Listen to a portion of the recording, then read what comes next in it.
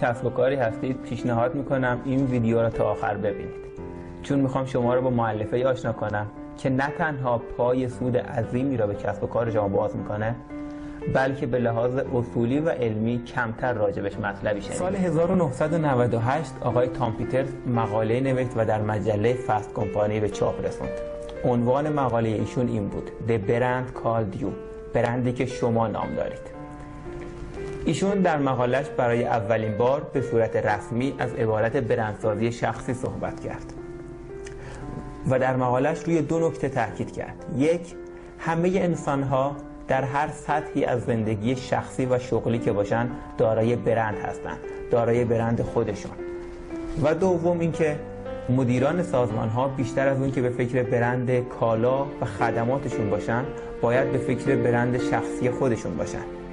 به قول آقای پیتر مونتویا، امروز 3 نام و 3 برند در کنار هم دیگه است.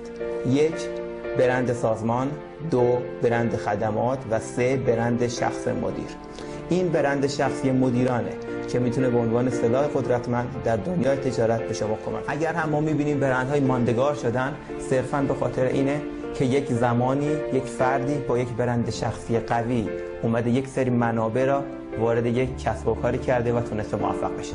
شما به عنوان یک مدیر بیشتر از هر فرد دیگه در جامعه نیازمندید به برقراری ارتباط سیاسی، تجاری، اجتماعی. اون عملی که قبل از اینکه شما هر گونه ارتباطی بسازید انجام میشه، مبادله نام شماست. یعنی نام شماست که در دهانها میچرخه. یک قسمت از برندسازی شخصی مدیریت کردن این نامه. یعنی چگونه هوشمندانه این انتقال و مبادله نام را مدیریت کنیم که همزمان با مبادله نام شما یک سری مؤلفه های دیگه به صورت نامشهود انتقال پیدا کنه و باعث بشه مخاطبین شما راجع به شما به درستی قضاوت کنن و همچنین کار را به جای برسونیم که از یک مرحله به بعد فقط همون نام کار بکنه و شما کمتر بخواید کار بکنید. در حالی که غالب ما مدیرا دوست داریم توسط افراد دیگه انتخاب بشیم، پیشنهاد همکاری یا سرمایه‌گذاری دریافت کنیم، اکثر مدیرا راجع به برند شخصی خودشون فکر و اقدامی انجام نمیدن، چون از تأثیراتش روی کسب و کار خودشون اطلاع ندارن.